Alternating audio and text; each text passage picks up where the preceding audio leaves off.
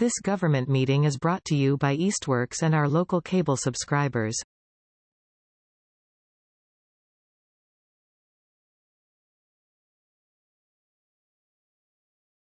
Well, welcome everybody. We are here at the ECA. Don't look at the camera. It's our first recorded meeting, so anyway, here we are, Easthampton City Arts Coordinating Committee. Welcome everybody. So let's just jump in. Did everybody get a chance to look over the meeting minutes? Good. No, because I was writing to the mayor's office asking to be on the committee. Oh, good. I did it. Yeah. Yay! Well, better. That's you know, that's how it happens. Wow. When it, you know, I'm the same way. So you know. Do it. So I'll turn back, right, at some point. Yeah.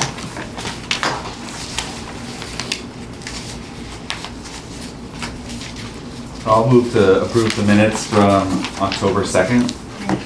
All right, great. Second. Second? All right, all in favor? Aye. Great. Perfect. Does anybody have any public speak? All right, we're gonna just kind of go into, I know Jeff, you have to leave early, Jeff? Yes, I'm sorry, I have to leave at 5:30. Okay, so we're gonna jump into Arts Walk discussion right away, and kind of the agenda might shift a little bit just because we want Jeff to be here, so. And one thing I'll add to that, I can foresee 2 potential voting items, so we'll try to get to those first. Art Walk, and I'd love to quickly go over a financial report and talk about Art Walk marketing, so I feel like that can all be one consolidated conversation, but hopefully if there are things to vote on, we'll be able to take care of that. Sure, that'd be great, yeah. We have a quorum either way, but still. Great, so yeah, so we have had this ongoing conversation about Art Walk. There are definitely some challenges, and you know, we've talked about the changing culture in Easthampton, and really how to address getting more people to come, getting more people to be aware, how to reach people that might not already be in our marketing channels. So based on conversations we've had, I've been doing some homework this last month, and I have some things to talk about. I'll save that for the financial report. But one thing is that I know I have been hearing from a number of people. I know Tracy's been hearing from a number of people. Perhaps you all have been hearing from a number of people. Perhaps we have some people at our table who have expressed some concern regarding the night of the week of Art Walk. And I want to have a conversation about this. Just a little background for newcomers. Once upon a time, it was on the second Saturday of the month. More and more things were happening on the weekends in Easthampton, and it was back in 2018 and 2019, there was an Art Walk subcommittee comprised of venues that participated every month, and we all voted long before the pandemic to change it to First Fridays. We had we had 2 First Friday Art Walks in 2020, and then the pandemic happened. And they were big hits. It was winter, people showed up, it was great. And then when we resumed Art Walk in April 2022, we have noticed a real decline in attendance, and so we've been trying to address this. In the homework I've done, I've learned we are really not alone. There are communities all over New England that are having this experience. I reached out, I'll talk more about some different marketing opportunities and possibilities that we can explore. But when I spoke to people, they are also hearing from people more interest in advertising because their numbers have declined since coming back from the pandemic, and people are pivoting and doing things differently. So I want to share some of that with you. But There have been a number of long-standing participating venues that simply cannot do it on Thursdays. Can I interject? Alicia, would you be willing to take meeting Oh, notes? sure, Because thank Maud you. is not here, and I just realized that. So and you're really good about notes, so. No problem. Sorry, I just Thank wanted you. to No. see if you'd be willing to do Yep, that. thank you, and thank you for being willing to do that. So, yeah, so there are some people that cannot do it. And this is something we've tried. So we started, so it's been a year and a half of every month. Our marketing efforts are, for the most part, very consistent. We notice a real change when the artists themselves have communities that they've reached out to and have upped their, marketing efforts. But it's certainly been a challenge, and we all know this. So there have also been people who have been participating on Thursday nights who aren't seeing the numbers. We know that Eastworks as a whole, all of the venues in Eastworks have really seen a decline since we moved from the weekends to Thursdays. I've spoken to, and Tracy too has spoken to other venues who have expressed concern. They used to have families. There are no longer, families with children on Thursdays. So there is some legitimate concern. And I have an idea. It's a proposal that I'd like to share with you all. On the one hand, I just hate the idea of changing the day again, because I think there's no perfect day. I don't think it's just if we change it, we'll see improvement. I think we really need to increase our support and do the things we've all been talking about these last many months. But there has been enough concern, and some of it is very recent since our last meeting, from new people, that I would like to send out a survey to regularly participating venues and participating programmers as well. So Unbuttoned, that has been a question whether Art Walk has helped increase visibility. I know this last month we had a huge turnout for Art Walk for the most part around the city, and a very low turnout at Unbuttoned. So I don't feel like pride should be in our way. I don't feel like inconvenience should be in our way. I think that we're trying. The world is changing. We're a responsive and responsible organization that wants to offer the best programming we can and meet the needs of an evolving public. So I've spoken a little bit with Jeff about it, but wanted to put this out there as an idea this evening. I think something very simple. I think something soon.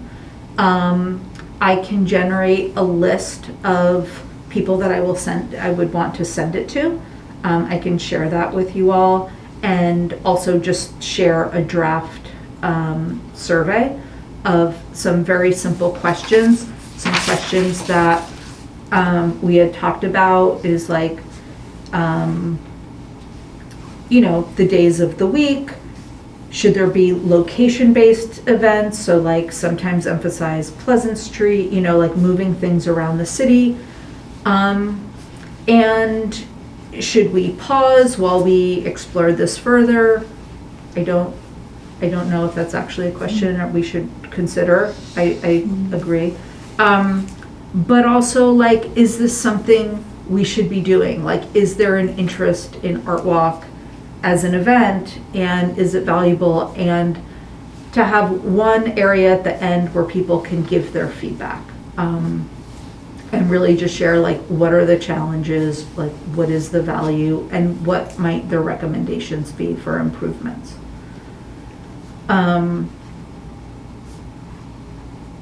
And my thinking, our first Art Walk of the year is in February.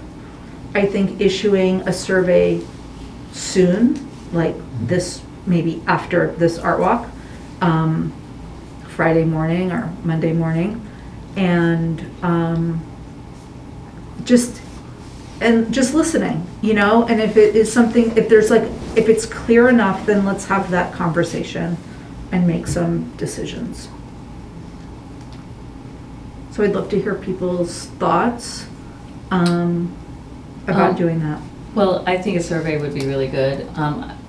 Why not also maybe have a box at Old Town Hall with a survey where people could, like, the night of Art Walk. I think that would be valuable as people are actually engaged in it. You could just get some more feedback on that day. I don't think just that, but that might be another idea. Might also, people might go, oh, there's a survey going on. If they don't see it, online, they might see it in actuality. And it could be at Expo, and it could be at your gallery. We could put. Yep. I think that might be a way to Mm-hmm. let people know what's happening and garner some response. I think that's great. I think you should do it, a survey, and I think you should just mark the calendar and do it every year. Like, not necessarily open it up to question about changing the date or anything like that, but this should be, an annual kind of end of the year check-in. Yeah, like what would you love like to that. see this coming year? Yeah. Yeah, and about changing the day of the week, I agree with you, Pascalina. There's no perfect date. And I am interested in hearing, or if we know of who would not like it to change from Thursday. It was interesting because there was a group of people that really did like the idea of Thursday. And then, how many, have we had a full year of Thursday yet? Yeah, just about. Just about. So we've yeah. had, so I also think that, yes, it's been a while, but it hasn't been long enough to gain momentum yet. I think people are still just now getting used to the idea that it's changed a little bit. I'm not saying that. I think the momentum's going the wrong way, is the problem. What do you mean? I think it started off strong because people were really into getting back into it, but it is steadily going down. Oh, okay. So you don't think that it would get. No. Okay. I think it's. So it's not about getting used to. Would you say that that's, well, we don't know whether it's potentially unique to Eastworks as a locational destination versus, because other anecdotal information is that other venues are doing okay in terms of attendance. So I don't know if it's just across the board, but maybe that's a question. Yeah. We can ask about how. I think that's location based. Is Right. But the hard part because I've spoken to a number of other galleries, is that Art Walk requires a gallery to buy into the idea of a Thursday for an opening, which is a hard thing to do, especially when some of them have artists that are out of town, or it's a weird day. Like, just Thursday night is a weird thing from 5 to 7. Can I ask a clarifying question? Just because I'm not familiar. When you say for an opening, do you mean like opening of a show, or just opening in a sense of being open to the public? Opening for a show, because I think what makes Art Walk so interesting as a person walking it is that you get to time new shows at exhibits all around town with this walk and see all the new art that has come out that month. Because I will say, like, from a participant perspective, I would never have thought of that. When I think of Art Walk as someone who goes to Art Walk who's not on the artist side, I just want to, like, hang out and go into the spaces where I might not normally go into that gallery. So I do think it's an interesting point, so thanks for clarifying, because I think there's a balance probably to be had, but I don't want to discount the people like me who are just going to go in. Like, I don't go into Oxbow that often normally, right? So, like, I'm not thinking about timing it to the opening of a show, per se. So I think many of the locations I've spoken to have said they want it to be where they can tie into this bigger audience of Art Walk to pair their Art Walk opening with their own audience, with the Art Walk audience, to get a multiplier effect. And they're not getting that multiplier effect for their opening. So then if that's the case, why not do it on the day that they want, which would be Yeah. a Friday or Saturday opening, because they're not getting the Art Walk multiplier effect. Do you feel that's happening in Oxbow, Cindy? I think it depends. The group that just had their opening, they did time it with Art Walk, but she said she didn't notice anyone outside of her guests attending the opening. That was Martha and Casey. I felt like there was really good Instagram coverage of all the other shows, and somehow Martha's like, you know, she's like been painting for 60 years. Her work is amazing, and it was like a little oil sketch was submitted. It wasn't any of her like best work, and it just was such a like, I wouldn't have gone, you know, if I'd seen it. Like what was happening at the old town hall looked really good, you know. So I think it's been varied. I felt like it was great in the spring. Like it seemed like there was the multiplier effect. And then it kind of dropped off from there. One other thing is that over at Open Studios this past weekend, it was interesting because a lot of people said to me, oh, I was looking for something to do artistically and go see openings, and that's how I found Open Studios. And these were people from down in Connecticut, like a further radius than what we normally get, because they were looking at calendars and area calendars and finding this as somewhere where they could walk and see galleries. On a weekend. On a weekend. Right. It makes sense. They wouldn't do it on a Thursday. Right, they would never do that on a Thursday, you know, unless they like came up specifically to make a night of it on a Thursday, which is kind of weird. Yeah. You know, whereas they would do that on a Friday or Saturday. So I think that's the thing, is that it requires buy-in from different angles in order for it to be comprehensive. Like, I'm gonna make an evening of, I'm gonna go to multiple exhibits, multiple galleries, go to a bar, go to a restaurant, call it a night. Like, as opposed to a Thursday night where it's like, okay, what am I gonna do from 5 to 7?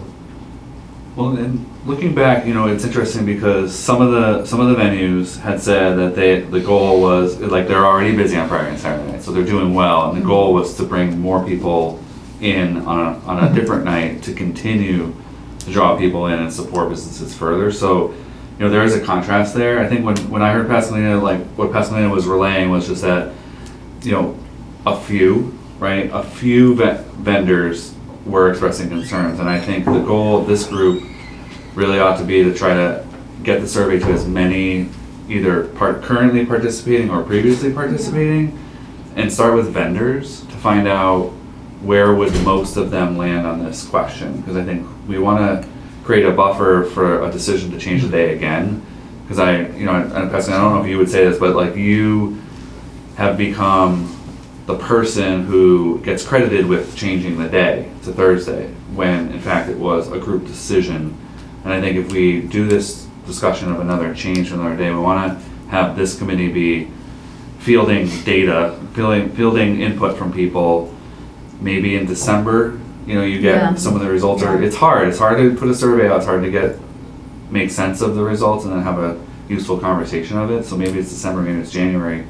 But then this group will be the decision-making group to potentially change the day again, and it just should be based on input from vendors first and foremost. I think participants, like in my thinking about this, is it could be useful, but it could be unwieldy, and it'll be hard to know how many real participants you're touching via a survey. So focusing on the vendors was kind of a potential first order of business to find out where, because they have said to you, this came up at the last meeting, there is a little bit of a struggle for the vendors to be open. That staff time, the providing food or snacks or something like that has become a cost burden. And so that kind of input we want from the vendors. So I was supportive of the survey. We wanted to make sure that this group was supportive of that idea. Can I, sorry. Just 2 points. I think, you go ahead, because I just lost my train of thought. Okay. I also had 2 points. Maybe they're the same points. Who knows? Yeah. First point I just want to throw out there is that I like the idea of the survey also, plus wanting that, co-signing it, because I think it's like the Yelp effect. You hear from people who love stuff and you hear from people who hate stuff.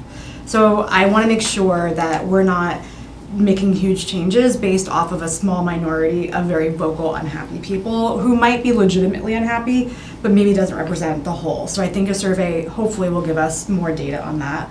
The second point, to sort of be a counterpoint to what you just said, is I view it as like, for the survey audience, as a yes and, only because we can have the vendors be, and the venue, be super happy, but if we're not having people come, we need both of it. So I would want to know, I would,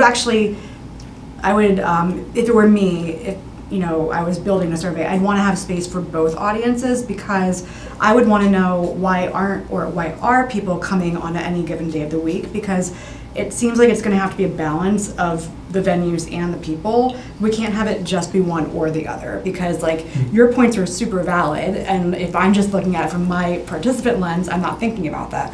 But on the other hand, if you're like opening on Saturdays every weekend and I'm busy because I'm doing other stuff, then we're still going to be unhappy. So I just wanted to throw that out there as like a survey audience. I think we have to have, like, maybe there's just a question being like, are you a venue or are you a participant, are you both? And then depending on how we do the survey, we can parse out the answers potentially to see like what each group has to say about it. So. I agree with that. I think we do have to have the audience weigh in as well. I'm okay with it, especially if you can parse it out by the first question. Are you a vendor or an attendee? Just my only concern is if we are looking at trying to make a decision anytime in the near future, like our pool of participants is going to be pretty low, relatively speaking, to the number of people who actually attend. We don't have emails for people who have participated. We'd have to hit them during an event or via social media. Whereas the vendors, if you have 50 who have participated, you have all 50 emails. The likelihood of getting, significant responses from the vendors is way higher. At least to make this initial glance decision, like, are we looking at a February change? Or are we looking at, trying to gather more participant input? It's going to take more time to get more people to participate in that. What about the idea of having two surveys? They're going to be short. Like, these are not, we want people to do them. So they're going to be short and concise and also thorough. But what about the idea of doing two different surveys? The ones at Art Walk, at venues, can be printed out. And then we could send it out. I mean, I don't know if this gets, like Jeff is, I'm conscientious of the pros and cons of all of these things, but just send it out as a link in a newsletter or on social media. And it's like they're through two different filters.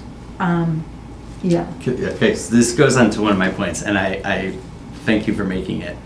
I think we're kind of like missing a big point, which is like we're just trying to survey the people who keep coming to Art Walk, and we're missing the people who aren't going to Art Walk. So we do need to kind of like have I think it is a separate survey, and we should open it up on social media or other avenues and try to find out why people aren't coming. Do they know about it? What they want to see at Art Walk, and ask them. And I think that's something pretty important. And another point I just want to make that goes back to our previous meeting is I just want to remind us that like I'm all for maybe having two different Art Walks and like kind of having Eastworks doing its own thing. I think that could actually be fun if it's like Art Walk 2 Eastworks Boogaloo. Something I was thinking about is that with all of this, it really requires the locations that are part of Art Walk to buy into Art Walk in a way that I think has kind of lost over the last year or longer. That maybe they haven't seen the traffic, so they're doing their openings on their own schedule and not really participating in Art Walk, even though if there's a recommitment to them that, no, we're really going to push this along and we're really going to make it a collaborative thing and like encourage them, hey, if we're doing Art Walk on Saturdays, for example, get your schedule in. Let us know your schedule in advance of when your openings are so we can put them in a calendar that's not just the next Art Walk, but 3 Art Walks out. And that we can start promoting things further out, but that requires that buy-in of all those establishments having something to encourage people that are visiting to sign up for the newsletter, to be on the newsletter. You know, a QR code that they can get involved right away. They can see all the establishments that are participating this month's Art Walk. You know, have wayfinding for all of it. Like, I think it requires that buy-in that I think maybe has been a little bit lost over the last period of time.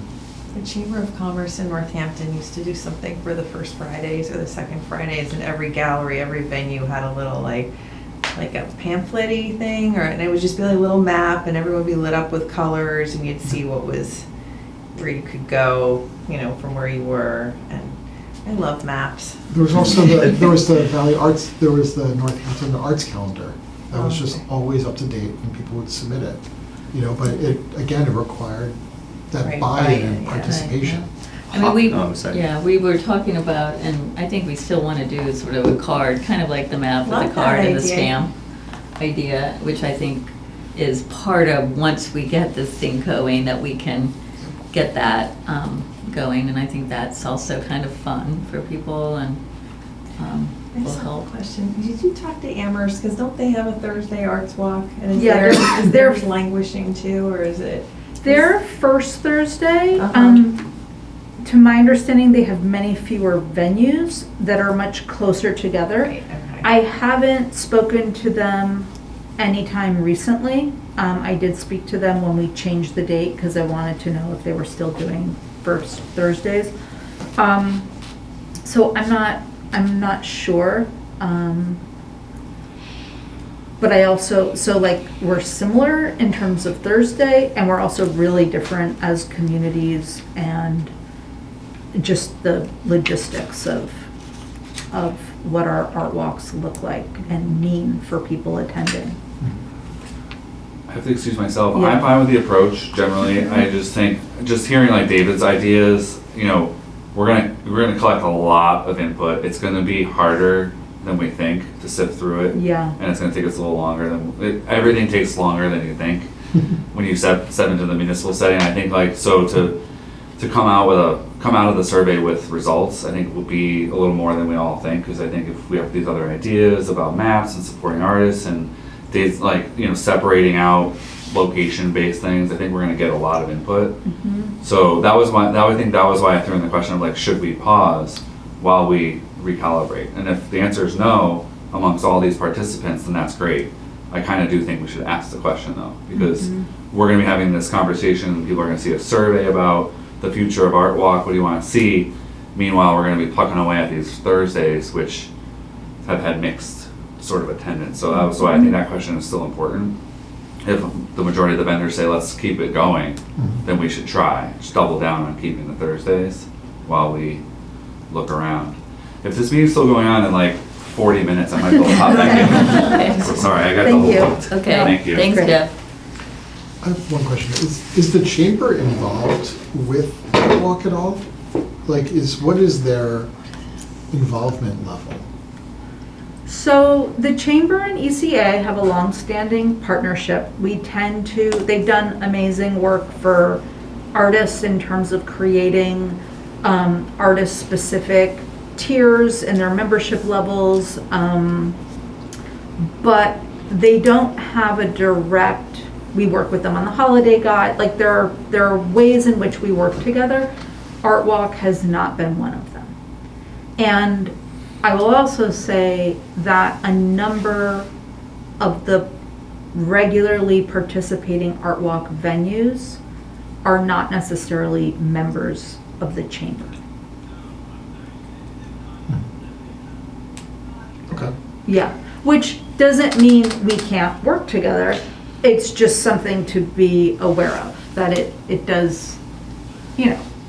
I mean, could we use that, if we went down that rabbit hole, could we use that as an opportunity pitch for the chamber? Because, you know, maybe that's something for them to show Absolutely. how they could support more, to Mhm. make the, you know, the pitch basically like why they should become members. Absolutely. I think there are, so I guess I just want to just pause for a moment. I think that there are so many ways we can think about improving Art Walk and supporting Art Walk and supporting Art Walk through new partnerships and new ways.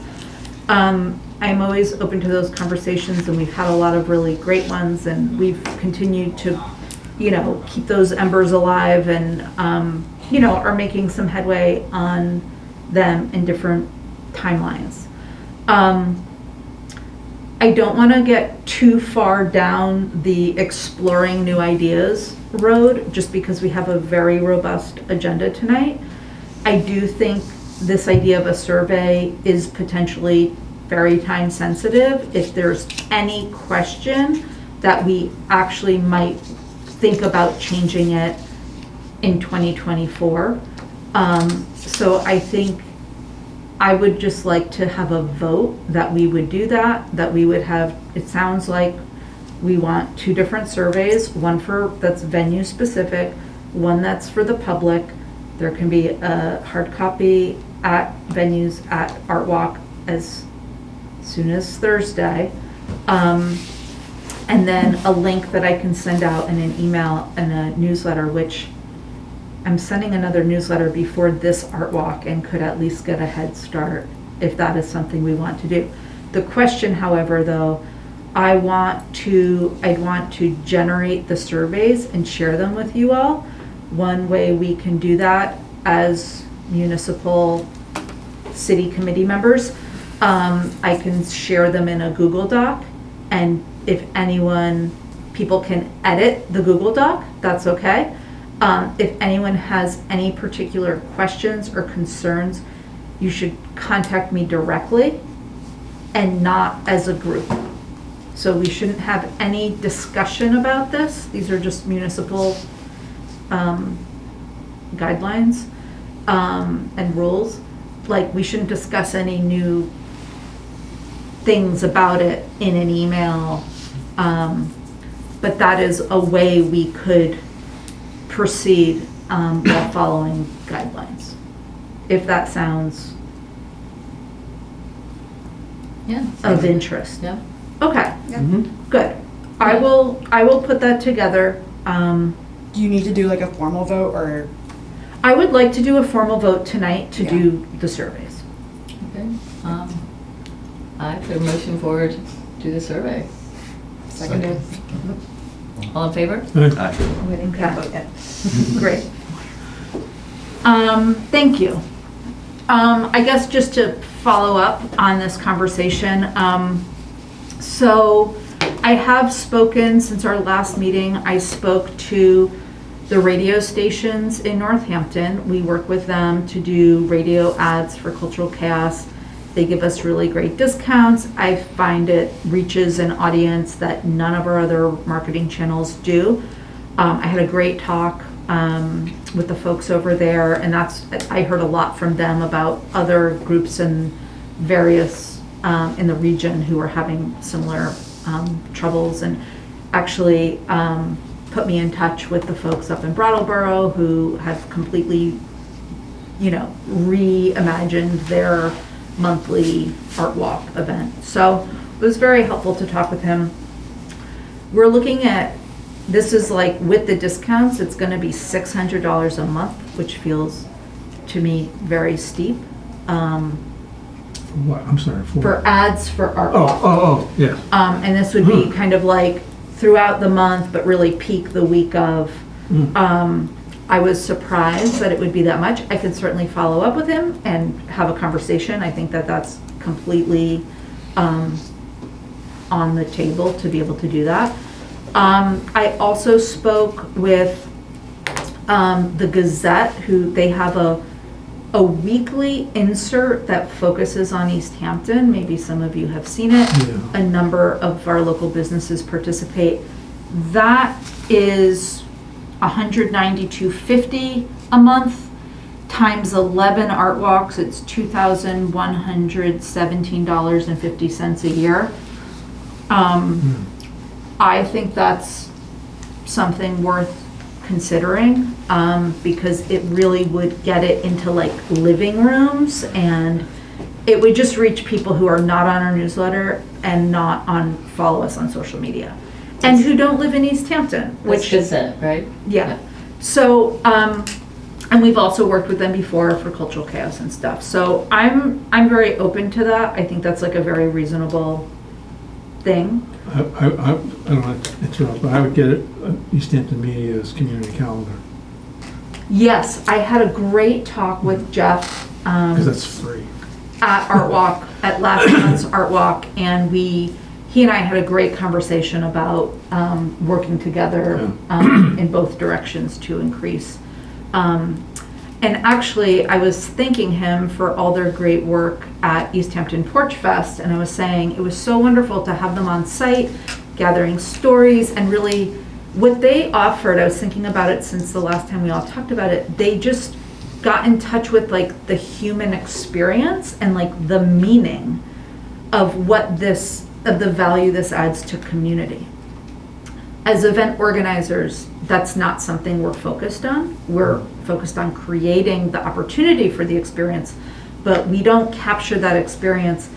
And he said, would you want us to be stationed at a gallery here and there? And I was like, yes, that would be fantastic. Mm-hmm. Like, you know, what did you see tonight? What did you love? Like, who did you come out with? Where do you come from? I mean, I just think, so yeah, he was very receptive to that. So, and like sharing resources like the calendar is a big one. And he was saying he could run those. They have like a number of empty spots throughout the week, and they could just like run footage that they gather through arts and cultural events of ours.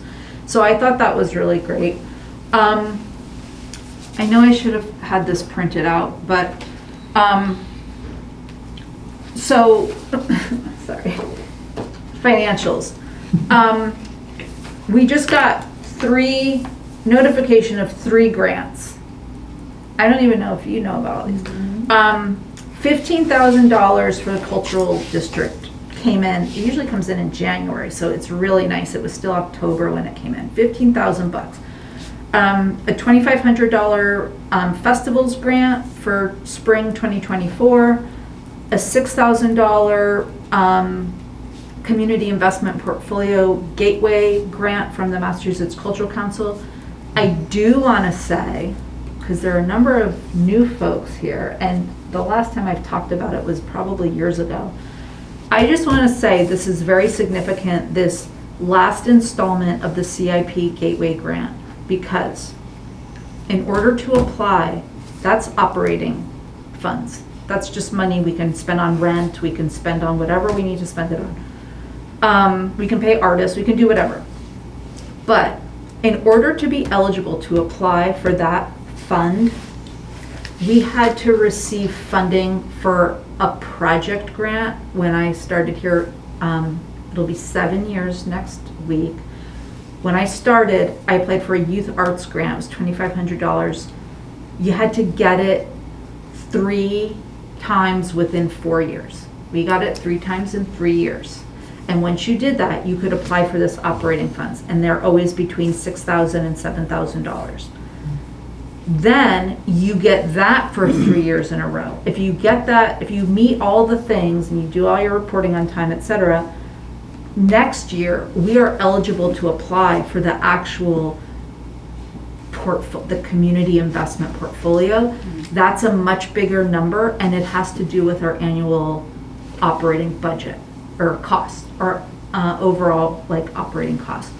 I think for us it'll be in the realm of like 20,000 or something, and that's just like money.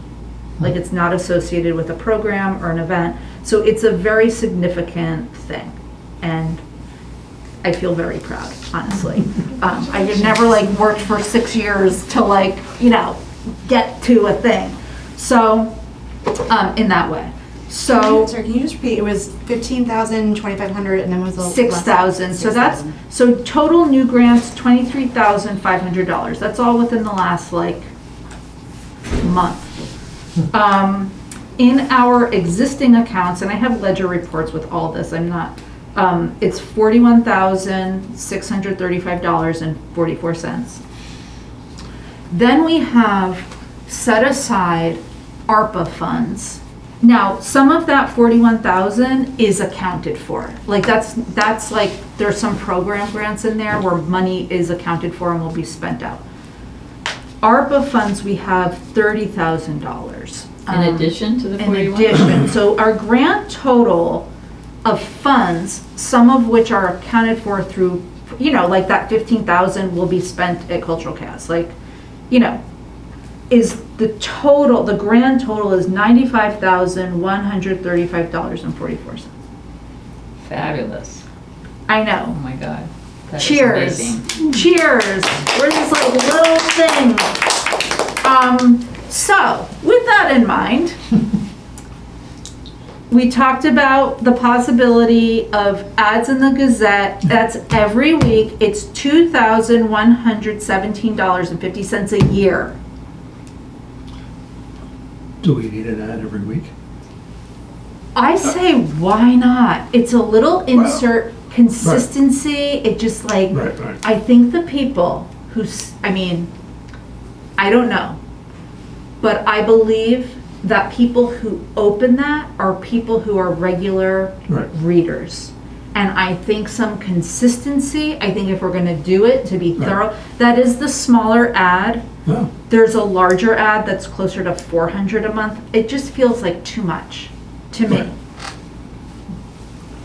Can we wait on advertising until after the surveys come back and we decide? 1,000%. Okay. And I wanted to. Yeah, I'm just thinking, because that might also influence the market that we're aiming for. Absolutely. That's a good Especially point. because, something I see in Art Walk is that it's the regulars are the regulars. But we need to reach a bigger, newer audience Right. that's beyond the bubble. And it might not be the Easthampton insert that does the best usage of our money. It might be, I don't know, anything else, but like other Berkshires, options. there are absolutely, I really appreciate that. I think we should wait till we have more information.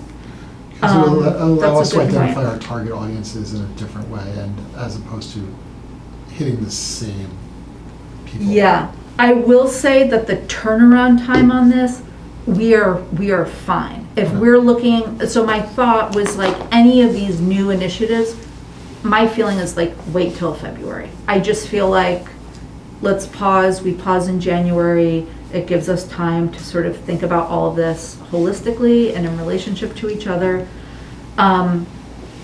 So yeah, like I could have told them last week we wanted it for Thursday, for this week. Got it. So, yeah, there's It's not a not rush. booking out We don't that have to quick. vote on that. That's a good point. The other thing I did want to put out to the group, and this is also something we don't have to vote on tonight, but it is something I really want us to seriously think about. I would love to hire a very part-time marketing assistant to do social media, to maybe do newsletters, maybe not, I don't know. And my thinking, so I teach part-time at the UMass Arts Extension Service. And it is a certification program for arts administrators. And there are classes. I teach an arts entrepreneurship class. There is arts marketing, arts fundraising. It's like young people in college, UMass students mostly, who are getting an incredible education. And I think would be a really wonderful opportunity to build. We've had interns from there before. We've hired interns. We've had great success, and they're just wonderful. So the reason why I say that is because I think it would be valuable in both directions. I take a lot of, as like a youth advocate, I feel strongly like it would be good for it to be valuable for them and not just like we could hire anybody to do this. But at 3 hours a week, $15 an hour, $2,250 a year. I just think And maybe like before Cultural Chaos, we add some hours and we have a conversation if it's working out well. I just think, and that this is partly through my own personal lens of my role in this organization, that would be such a tremendous help to get someone who's responsible and who gets the get and who's like excited. I would work with them, we'd come up with hashtags, we'd come up with a schedule, a language. You know, I've done this before with Haley McDevitt, you know, the language, the pronouns, how we refer, we, you know, join us, the tone. I would be very supportive. We wouldn't just be like taking a chance. And I did want to put that out there because I think that would be something that would be really wonderful to begin in the new year. And I think by that, I would say ideally January, because I want to have a lot of like Happy New Year programming or content that goes out. And that is something we would have to vote on. And if, you know, we usually hire at $20 an hour. I did the $20 an hour, felt like a lot more. Like, anyway, it's open for discussion. Yeah, that was my first thing. I thought $15 was a little low. But, you know, if you find somebody, you find somebody. And another thing that I've often said to people is, you know, if you want help with social media, the best thing to do is hire an 18-year-old with a cell phone. So like, so if you could find like a college student, I think it's a great idea. It's $3,000 if it's $20 an hour. I think we should just do that. It's like, Right. I think $20 an hour is better. I do too. I mean, Okay. especially if it's better. only 3 hours a week, because, you know, it's, yeah. Yeah. Now I feel bad for even suggesting the 15. Sure. I never suggest 15. No, 15 is an internship. No, so like. Yeah. Right, And that's it's- what you were saying, So And right? yeah. if it was a person I was hiring as like a starting position, I would say 20 is like your starting baseline. But for an intern, 15 is pretty standard. I don't think that this is an internship. Okay. I think Because you're gonna be this is, asking I them don't to do a want job, an internship. basically. Okay. An Yeah. internship it's more hours required. It's a whole other, there's administrative things. I would like to hire someone. I think Yeah. we can. Because internship, there's the expectation that you'll be teaching them, and you want someone who can come in and do this. Yeah. And Okay. someone who's competent. It's really very reasonable. Like, this is not Yeah, a big I mean, ask for them. I don't think it's gonna be enough hours. Probably That's not. a good, Yeah. totally I mean, fair, yeah. If I was doing this, I would say we need someone who can produce a lot of content during Art Walk or other events to be dripped every day, like a social media content calendar that is quite literally dripped every day. Like you don't see, I'm just saying this because, I mean, I do digital marketing, but you don't see results unless you quite literally are present in someone's feed all the time, because that's when it actually takes off. Otherwise, you're having to reintroduce yourself every week with your one post that doesn't get seen by 90% of your audience. Like that's the only way is consistency. So that person would need to be creating content in order to set up a content calendar and go forward from there. It doesn't have to be email marketing every day, but like there has to be posts that are going out frequently enough to hit people's inboxes. So that all makes a lot of sense. Sorry, do you mind, so No. you volunteer for the FBC? I do. And you do this for them. How Yes. much time does that take you? Well, it's a constant thing. I agree with all the points you're making, and I think that's the struggle, especially with volunteer groups and trying to like have a regular, consistent social media presence. Is having someone who's actually constantly manning it. So I'm currently doing that for the Hampshire County Food Policy Council, and it's supposed to be a committee that creates the content, and I'm the only person that creates the content. And all the other committees are supposed to give me the content to post, and none of them do. Well, but that's a separate issue. But like, I mean, like, do you have a sense of like, if you just had all, like, let's Oh, say you yeah. had all the content, like, how much time would that? honestly, someone could, if you had all the content to just schedule it, you could, that still takes a good amount of time. So that could be a couple hours a week just to schedule and, make sure like the roof isn't falling down on your social media. I really like the idea of like maybe making it more of a like freelance thing on art walk days and paying someone to just like walk around and make a lot of content. Yep. And then we can then Drip either it. that person or us somehow like parses it out into different posts. Well, and to your point, Pascaline, I don't know if you do this, but like, I wonder if there's a way for you to get a sense of like how much time you are currently spending on these tasks, because I've been where you are, so I totally understand where you're coming from. Like, I know for my company, we use like time tracking tools, so I could say like, oh, I spend 8 hours a week on whatever. So maybe it might even be like, if we think you're gonna wanna hire someone like this in January, February, like spend the month of November and just see how much time you spend on it to get a sense of like, is 3 hours totally fine? Is it completely unrealistic?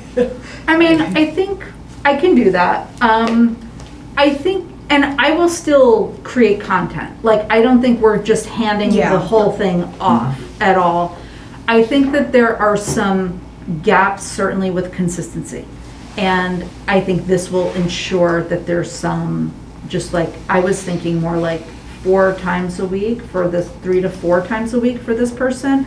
And then if I'm like filling in the other things and like having them focus on maybe art walk, like a handful of things.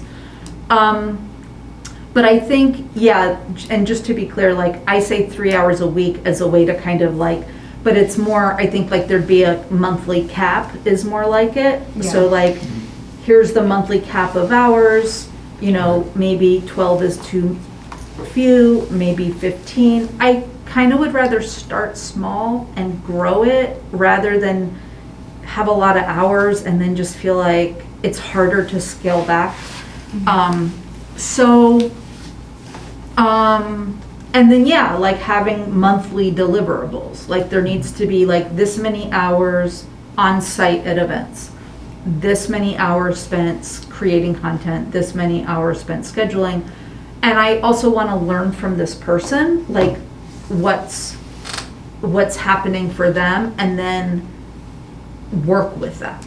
Well, so then I feel like that kind of maybe goes back to your point about maybe this is an internship, because what I'm thinking of as you just said all that was like, this sounds like a great opportunity for a co-op student where they could, because if you're going to want someone to be like on the ground, that's not a 3-hour type thing. Right. Like, that's a lot of other time. And then that does eat into more budget to spend. Like if you're going to say Art Walk is, every month for, let's say it's 3 hours, so you want to be like before and after, then that's not the 3 hours that they're spending creating the content and posting it. They're literally walking around, taking pictures, whatever. So I feel like I like the idea, but I think we want to maybe think it through a little bit more as to like what exactly, like what budget spend do we want to spend, and like maybe it could be an internship and maybe, this is a rule in the municipality, which is a good rule for, it protects interns.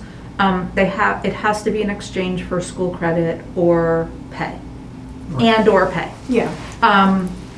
And so if we're looking at February, it does line up with the school semester. I would like to reach out to Dee Boyle Clapp, who's the director of the Arts Extension Service.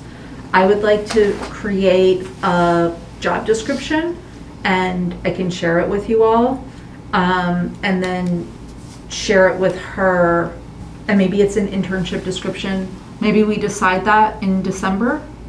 Maybe this is something we can, I just think like going into the new year, having someone reliable and great who's like super excited. I mean, we've worked with a lot of interns in the past, and I have a lot of experience working with interns, and it's always been very great. However this all takes form, I think it would be really, like, I can feel the relief in me just like talking about it. I've actually been wanting to talk about this for a while. So why don't I spend the next, between now and our next meeting time, doing a little more homework, putting together a description of the task, the role, and then we can kind of continue the conversation from there. But I really appreciate all these points, and we'll include them. Can I just recommend that, look at Cena Farm Brewery's Instagram feed, because I swear to God, if that guy was making our Arts Walk like monthly, it like the whole world would come, because he just like puts in a million lenses and tunes, and there's just, the editing's great. It's so, and he's just making beer up in Worthington, but it's just, you just feel like it's the Cena Farm Brewery up in Worthington. How do you spell it? SENA. And he's just like making silk screens of his beer can labels, and he just makes it look like, oh my God, if I don't go there on Saturday, like my life is gonna, tank or something. I don't know, there's just like a vibe, and I suddenly saw that as like the Arts Walk, like just getting, just sharing, right? Like the energy. I think that's the thing, is that constant content is a matter of showing that there's energy and momentum and activity. Vitality. And but the beautiful thing about social media is, like, when you start doing that, you start getting more and more organic reach. And that's the part that is, if you're not constant in your posting, you get zero organic reach. Yeah. I know, it's awful, but it's they reward people that contribute. Should have the time. I know. Well, and that's the thing, is it doesn't have to be like production. Sometimes it's just a photograph. Yeah. Like, just a reminder that shows up in your feed that gets you, okay, I'm gonna go there. And once you have the structure in place from like a content calendar standpoint and your brand guidelines and like brand voice, it'll help a lot with that. But I could foresee that being like why an internship might be more helpful, because like that will take a lot of time if you don't have that already, to set that up before you even get to the like creation posting aspect of it. I really appreciate this. I think a lot of what sort of helped me generate those numbers was based on the last person we worked with, who started as an intern for a full semester, and then we hired her, and she was like just super sharp and super on point. So I think, this is great. Thank you. And I know we talked about this at the last cultural council meeting, and happy to talk about it later too, but I did want to just note that I still have not gotten any newsletters, so I don't know what the problem is on that end, but I've signed up with like 2 different emails. Yeah, I'm going to be taking a closer look at it when I do the next one, which is going to be before Art Walk. Yeah. I went digging and I was like, I don't see it anywhere in spam or weird promotions or anything, so. Yeah. Great. All right. So we are going to continue this discussion for next meeting. Let's go into, should we go into, we've kind of reached the report and EC marketing efforts. Is that kind of taken care of? Yep. So let's go back into the updates, and can you just, we did talk about Art Walk. Do you want to just talk briefly about the past Art Walk, or any other thing you want to mention? I can just mention we had the invitational. We had a few different things, like new programs going on at Old Town Hall. The ECA Invitational happened. That was 2 artists, both of whom have a lot of friends and a lot of following, and they did a great job bringing all those people to their show. We also had, with the Invitational, a performance that was made, that was a site-specific performance created for that space. And we had a roving musician who went around to all the places. Now, Old Town Hall had, and there was no pop-up market. There was no city space pop-up market, which can often bring more people. And there were a lot of people in Old Town Hall. I hadn't seen that many people in Old Town Hall at Art Walk in probably since the spring. So that was really great. But so then it's like, hard to hear. And I went to Eastworks, and there were quite a few people at 50 Arrow and at Easthampton Media. Like, people were pleased with the turnout there. But I did hear that Cottage Street was slow. And so, yeah, there were all these things going on at Old Town Hall. There were lots of people at Old Town Hall, but that doesn't necessarily mean everyone's going everywhere. So yeah, like an ongoing, but it was nice to see that taking place for sure. Yeah, so I don't know if there's any Yeah, no, I other. think- One thing about Old Town Hall, I was going to go to one of the art walks there, one of those openings, and there was no place to park anywhere in that entire area, because people were there. So I just had the thought, is it possible to inquire with Big E and the bank to allow people to park there People after park- hours? At the People bank, you do can park park at there. the bank. People park at the bank for Okay, sure. yeah. Yeah. I think that goes into the wayfinding part of Art Walk. Yeah, we need yeah. to discuss. Yeah, that we need to, Like, Yeah. yeah. where all the establishments are and where the parking is. We talked about on Cottage Street that people can park in the lot here, that people Right. don't always know that, because that's Yeah. always been an issue too. Yeah, well, the so. town has made, the city's made an effort to post the public parking sign so that is a wayfinding aid, so you know where to Right, park. right, But yeah. up there was all the way down the street, Mm-hmm. almost to the library, there was no place to park anywhere. Yeah. It's like, okay, I guess I won't go because I can't park my car. So, Right. that's just a consideration. Right. If we get good at this, then there's gonna be, possibly other complications than just trying to get people to. Yeah, and I mean, we learned that at the Easthampton Futures Project. I know if Jeff were here, he'd have a lot to say, but the reality is getting around Yeah. Easthampton It's called a any walk. evening Yeah. of any week You is don't want to drive, right? So yeah, I hear you. Is there any way there could be like fluorescent sneaker marks like that just make the trail from like Eastworks to Old Town Hall? I mean, it's a nice loop. Like you kind Yeah. of, there's a, cuts into the bike path and it just, because it's a walk, right? Like Yeah, it's like you yeah. could market it as a health benefit in addition to. It's a little far for a pub crawl, but I agree. It's too far for a pub crawl, but a good, like, if you have 5 to 7, you can get Right. there, right? Yeah, And yeah. really having, Well, this time of year, Yeah, I going on the know. bike path or in stay- the dark, I know, well, I was thinking Would be fairy trepidatious lights, for or people. votive lights, Yeah. like, Yeah. just Oh, give it yeah. a little, I don't know, make it Yeah. magical and sparkly. Yeah. I love it all, and I want to, Sorry. like, we are a one-person organization. Yeah. With a lot of wonderful volunteers, and each one of these things like requires a lot of effort, and I'm not No, I like, know. it's just the reality I think is really important. Yeah. Well, it sounds like one thing at a time. It sounds like first, let's do the survey. You're right, right, yeah, exactly. And then once we figure out the survey data, then we'll figure out, do we keep it the day? Then we'll figure out how do we get people to do all the things and Yeah. what comes there. Because like, I agree, I also, like, we wanted to do a map last year with a postcard and like, but that feels like it's like over here when we have to talk about survey data first, figure out the date. So it sounds like we have a plan for that. And I think if you can get it by this Thursday, that's great, because then it's coming up really quickly, so, Yeah. yeah. Great, awesome. Public art?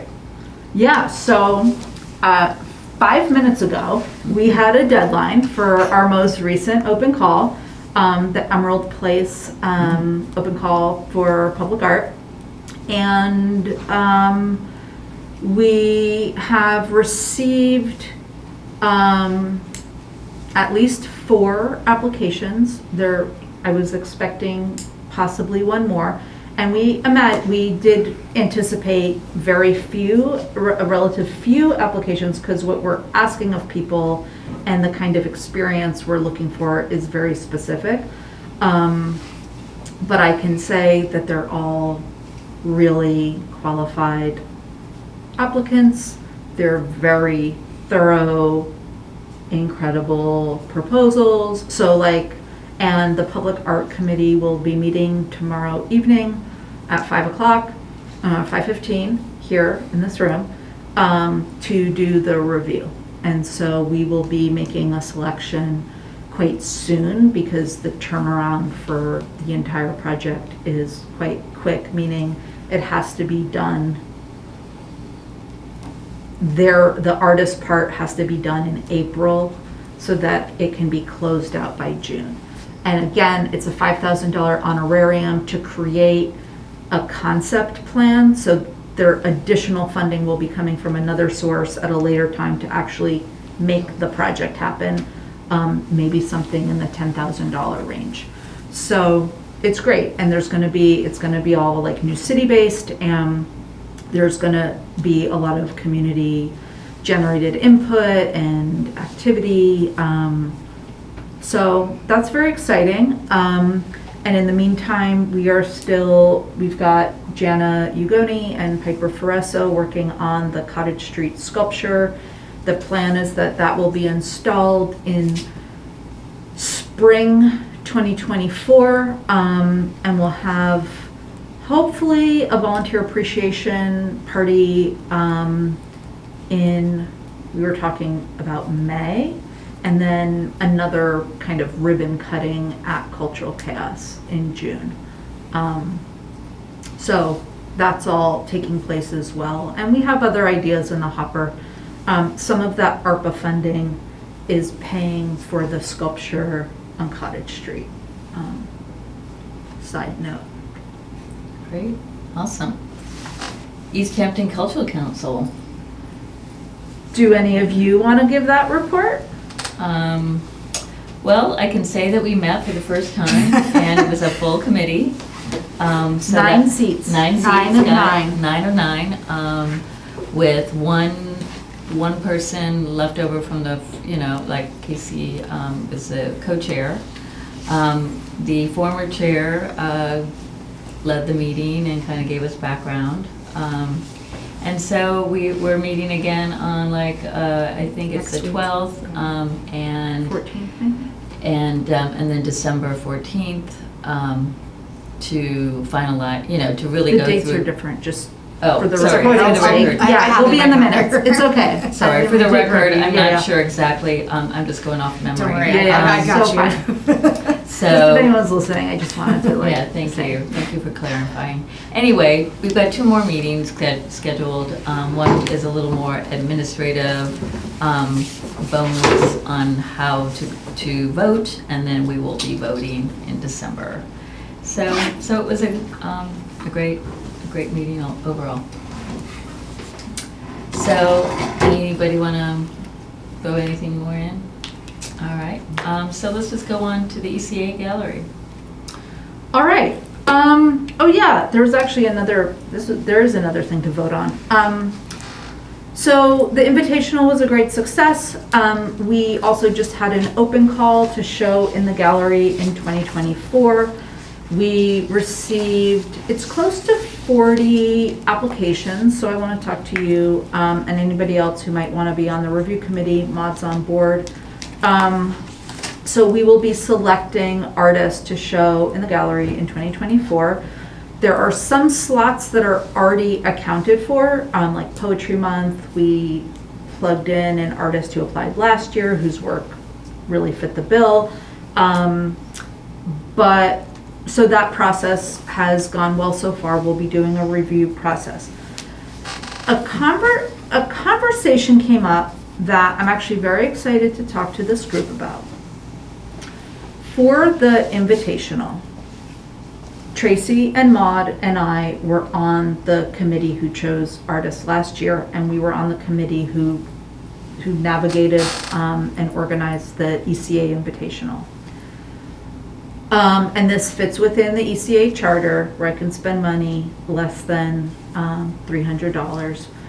We offered, we chose to support the participating artists, the 2 visual artists and the 1 performer, or the 2 performers, with $100 honorariums as additional support for what they do. Now, for the newcomers, once upon a time, ECA took a 20% commission, or no, 25% commission for any sales. We don't have a lot of sales in our galleries, and we don't rely on that money. And so it was, I think, right before COVID or early COVID, we talked as a committee, I wanted to do away with that, and that artists can handle their own sales, and if they want to make a donation at the end, they can. And we did that, and artists really, really appreciate it. And what I would like to do is moving forward, and it's a gesture. And in like Europe and in Latin America, galleries give exhibiting artists thousands of dollars to produce work, to have a show. In this country, it is very unusual that visual artists get any kind of financial support to show. I would like, and we don't have to vote tonight, but I do want to vote by December, because I want to announce it when we announce our artists in January, and we can vote tonight if we feel like we want to vote tonight. We do have a quorum. I feel that ECA moving forward, and there's a holiday market in our gallery this month and next month, so this doesn't apply. Beginning in February 2024, at least for 2024, I would like to support all, and this is how I want to word it, all shows at ECA, so it's the show. So if it's a one-person show, if it's a three-person show, all shows with a $100 honorarium to support the artist. If it goes, they make copies, they make labels, they make art. It's a gesture, and I think it would go a long way. It's $100 per artist. No, Or per that's show. what I'm saying, per show. So Per if it's a show. group show, it's like $100 toward the show. And what you do with it, we don't need to know what they do with it. It's simply some support. Nice. Should we vote on it tonight? Well, should we have a discussion? Do people have a thought? I mean, I think as long as we have money in the budget, which it sounds like we do, then I'm fine with it. And I guess maybe the question is, how many shows per year does ECA 11 anticipate for shows. next Oh, year? no. So it would actually, so November, December, and January. So it's 9. Oh, but then the invitational we'd want, we need to be careful there. So it's like 10 to 12. Not to exceed $1,200 a year. Yeah. I mean, I think without seeing a detailed budget breakdown, it sounds to me, from what you told us earlier, that we have plenty of money. Now, again, that may not actually be the case, but I don't think that would break it from my perspective. So I think that makes sense. But we could also look at a more detailed rundown to see what is the slush fund essentially that we're working with, and then what other things do we want to also pay for, like the marketing efforts and things like that. Okay. If we want to be conservative about it. But Yeah. I don't, personally, I could go either way, so. I could put together, we used to do much more of looking at a budget. I can put together a budget for the next meeting, just update the existing budget and make some changes and just highlight some of these changes. These shows are in for 1 month at a time? Yeah. Okay, so okay. Yep, I'm all for spending other people's money, so I'm all Sure. for this. But to Felicia's point, I also think radio ads for Art Walk could be really effective for a regional. I listen to the radio all the time, so I would hear them, and so for me, I think it would reach me. So I think that is something that if we have the money, we should look at, and that involves kind of the horse trading of what is our budget and how much actually do we have. Yeah, because it's do we have $90,000 to play around with, or do we have $5,000 to play around with? And then if we're also thinking about the intern or whoever. So, I mean, I guess my vote, as I'm talking more, is a conditional yes. But I might want to see more numbers. Yeah. But if other folks want to vote tonight, then I'm No, happy to do that I too. think I think that's a valid point, and I think maybe the real vote is how much do we want to set aside for what you call a slush fund, or the marketing fund, and or gallery cost, and so then we could say, we Right. want $5,000 to set aside, and then everything goes under that budget. Yeah, because so. maybe it's not I'm just using slush fund arbitrarily, but maybe it's not that pool of money. Maybe this is part of the gallery line item, and then what is that? it look would be like? the gallery. This is Right. not marketing. This Yeah. is gallery. Right, Totally. right, but I mean, in terms of the budgets of Yeah. what we want to spend Yeah, for it's each. all very organized. The budget's Yeah. like, it's really pretty. Yeah. It's color coded. It's Love a good it's an color-coded adorable budget. budget. All right, well, next time Visually bring in adorable. the pretty color code. I'm gonna go as, I don't know, maybe the capitalist in this, but if we're not taking a commission on sales, I would rather, instead of giving $100 to the artist as an honorarium, I would tell them that we are pledging $100 for the marketing specifically of their show in order to generate the sales for them. Because I would say that in this, we're supporting them and their efforts to sell their artwork as opposed to the symbolic $100 support. I don't know, there's something about giving just $100. It doesn't seem like enough to be a big enough gesture, but at the same time, like, I'd rather find ways to help more artists be financially successful in their art with that same money. So like, even if our $100 in advertising allows them to sell a $5,000 piece and we're not taking a commission from it, I'd rather that. I hear you, and I am just going to say, and I'm an artist, and I've had many shows. Here in Easthampton, there is not necessarily a direct correlation between about getting bodies in a gallery and people buying art. Totally. Like, and especially, I will say, like, we are, Kathy, the artist, de-installing this afternoon, was just like, it means so much to me that you show art by, like, emerging art, that there's this real comfortable, like, non-pretentious, like, that there's something really valuable about what we're offering too. And so I hear what you're saying. I don't think it's a one or the other. I think we're talking, it's very both and, very.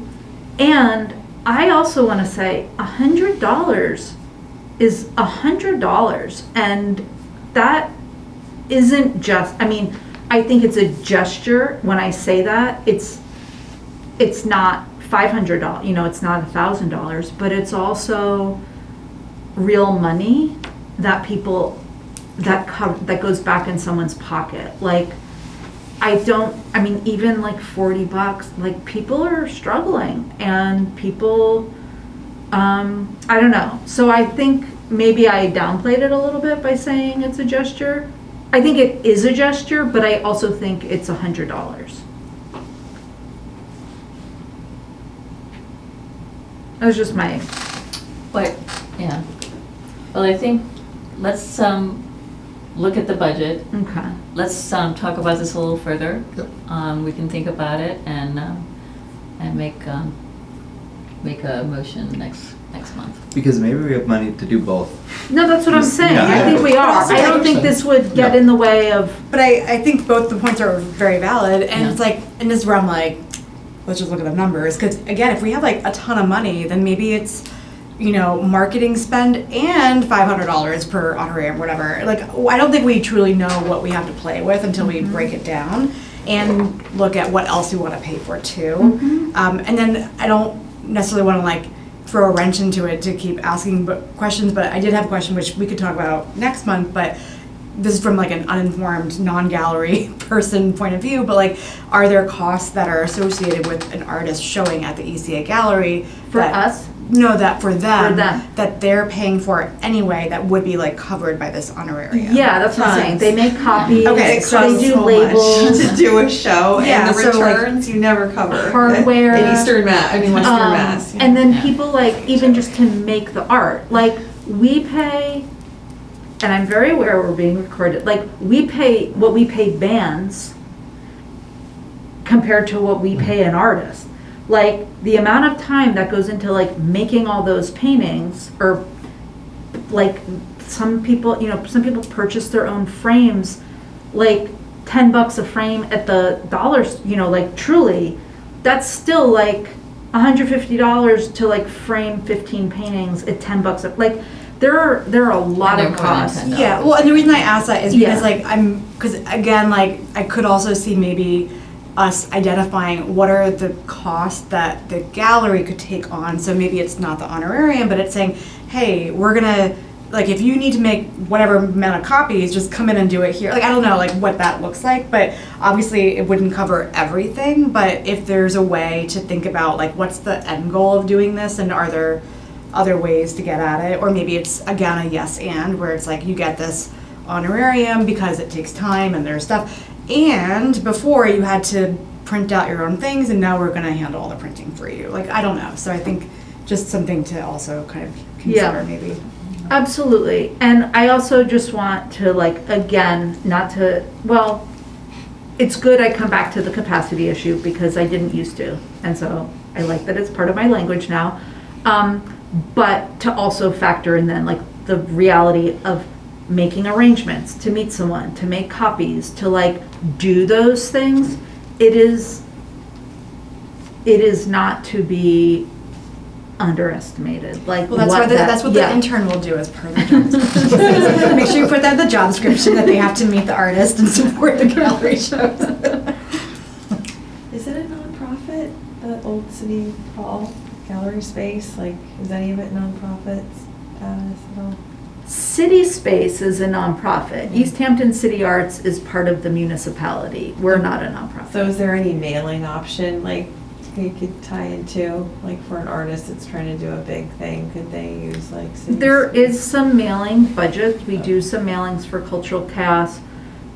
Again, I hear that, like, the administrative reality of coordinating that is and to be Crazy. consistent about it, I feel like is what becomes the challenge. I think with everything on our plate, like, we do a lot with what we have, and I feel like everything we do needs to be improved. You know, like, we are wanting to improve it. It needs to be, like, enriched and done better and more consistently.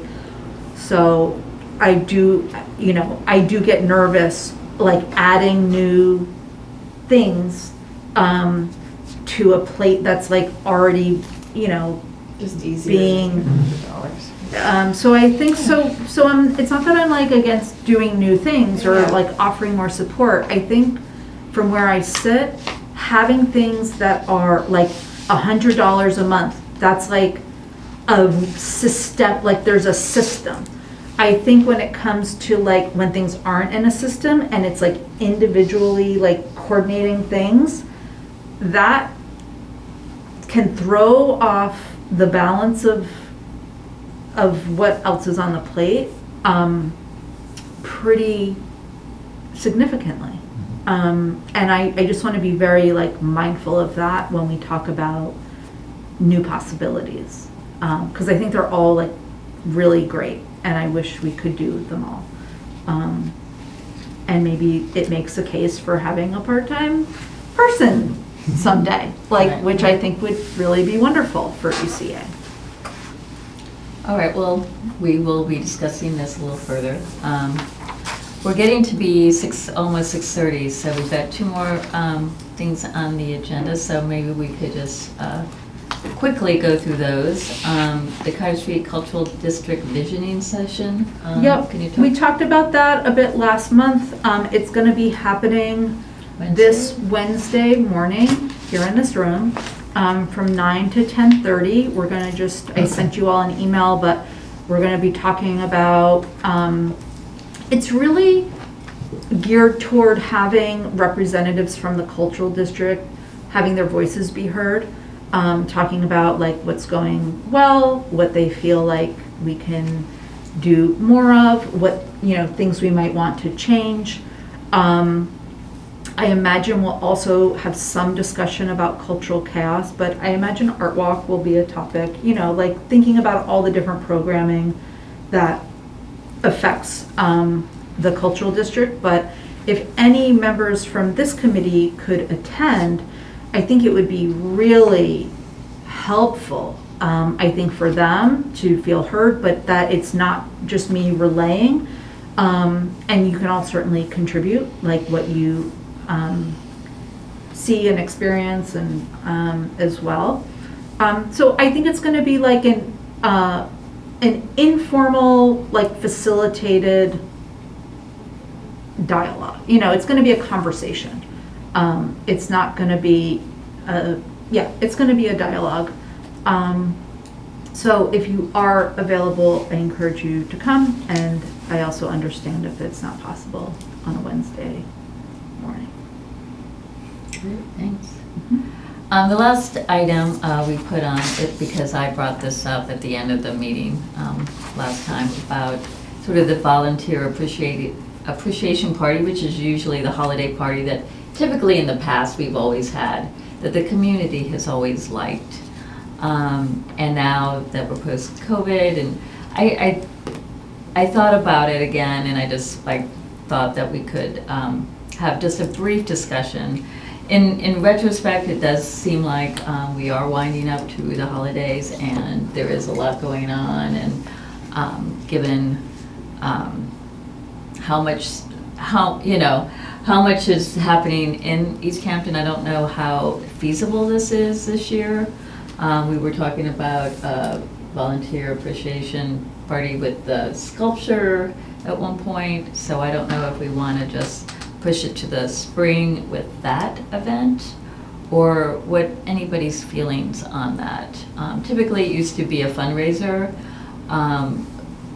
Don't think the last one we did was not a fundraiser, and it was, I think, a lot easier to pull off, and it was more of a just having the appreciation for the volunteers. We had given an award to the volunteer of the year, and we had a band, and it was just nice. But I don't know what people's thoughts are.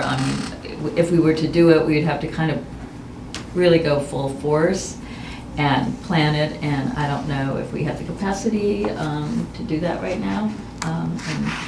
But just thought I would throw it out there as just a thought, because just because.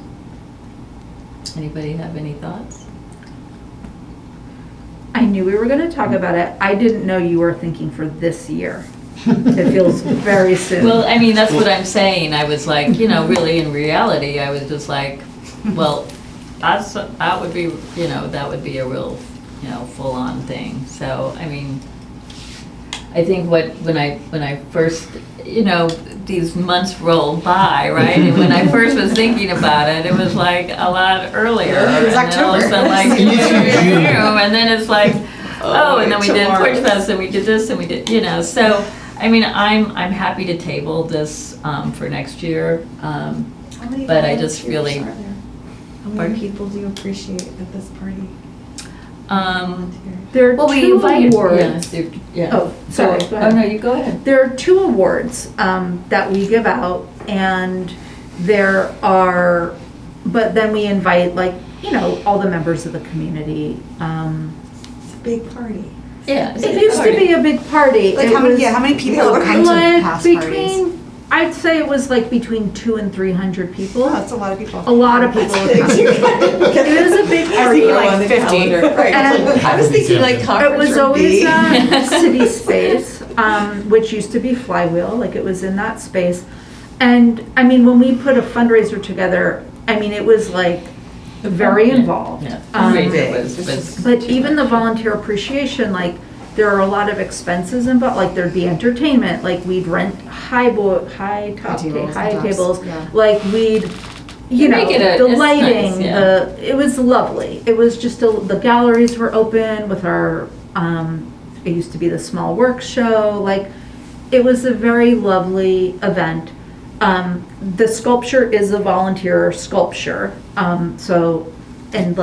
Because we hadn't been planning on doing this. Basically, it was we had talked about bringing this back when things opened up again after COVID, and decided against it last year.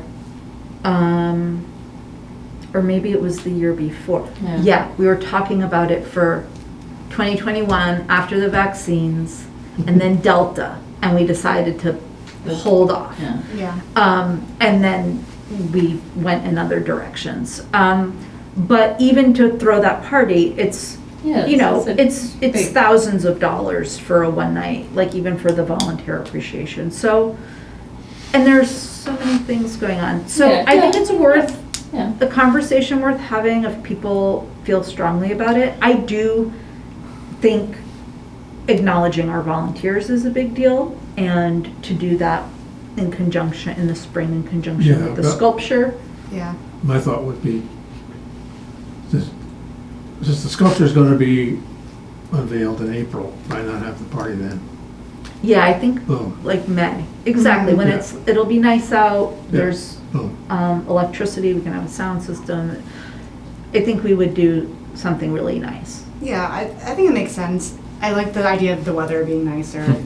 I agree. I think it feels like if we weren't already planning a holiday party for this year, like the time has passed already, which is wild to say, but it's sort of true. Well, I did come out with that. It I mean, was like, it's not impossible, but there's probably a lot going on. But I mean, I guess the question is, you know, 200 to 300 people is like a huge party. It's huge. So I like the idea of scaling it down a little Yeah. bit as well, because I don't think you need to put it, like, that sounds like a gala to me, which is like It the kind whole of thing. was. Kind of was. I think Like it what time? well, historically, it was a fundraiser. Big deal. And it was a Right, big which- event. And this was, I put it on the agenda because we talked about putting it on the agenda.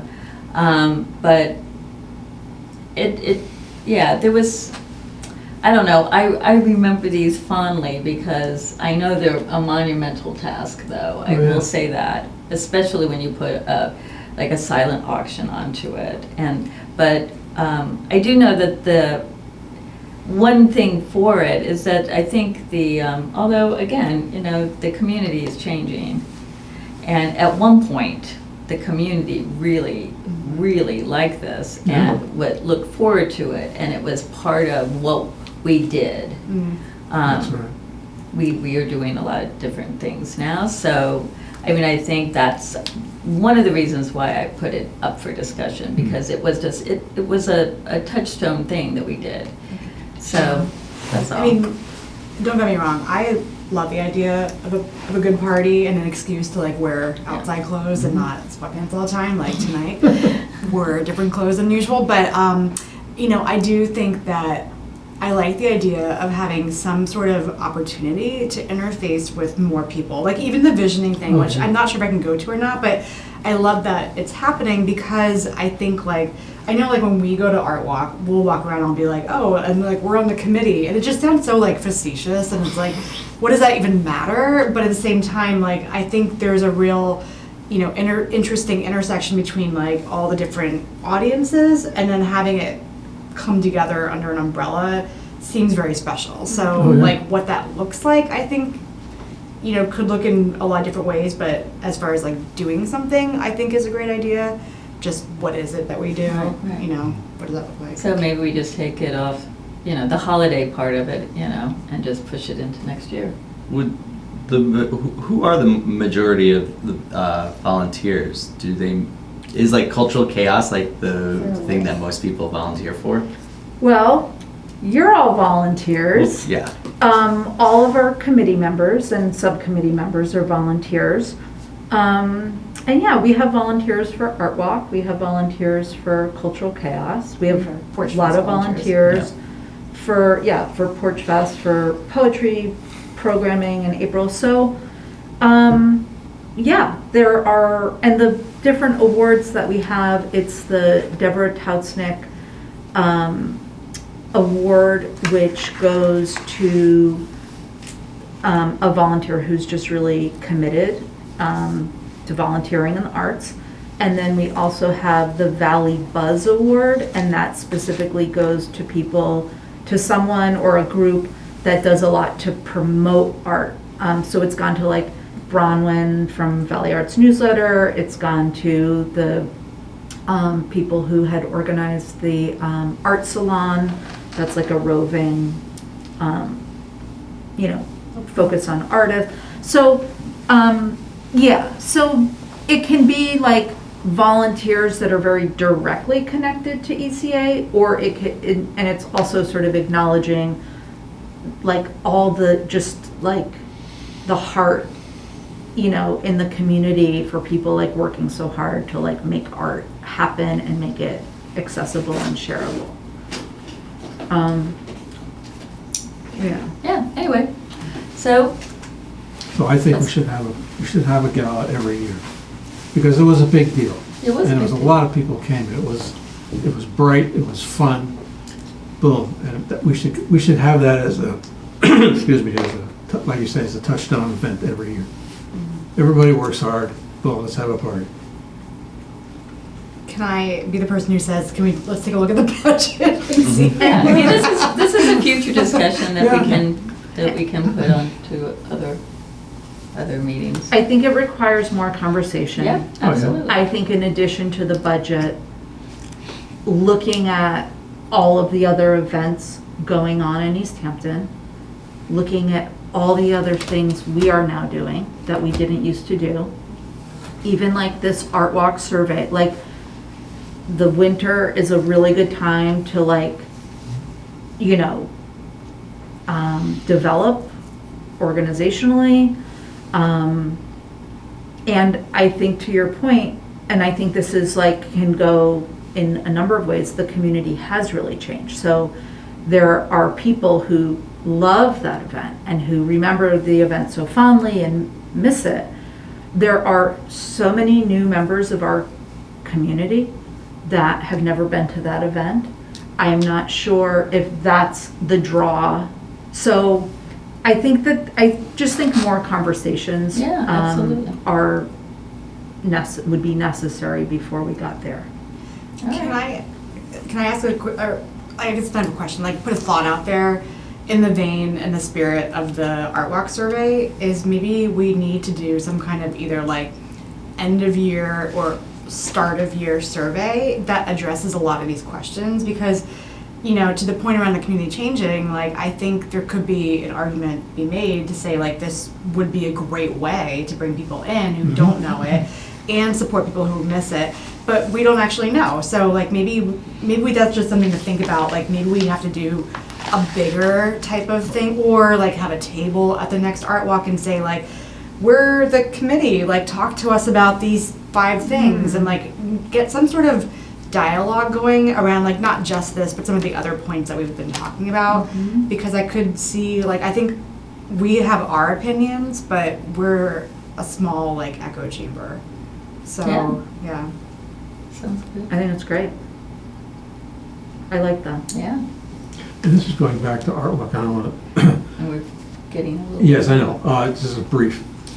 When you post a survey on the website, I don't know the technology involved, but can it be interactive? So like if someone calls up the survey, they can fill it out online and then, Yes, yeah, absolutely. yeah, that would help, because then people don't have to, download it, blah, blah, blah. It'll be 5%. simple. Yeah. I'm gonna do a Yeah. Google form. Yeah. Yeah. All right, well, thank you, everybody. This government meeting is brought to you by Eastworks and our local cable subscribers.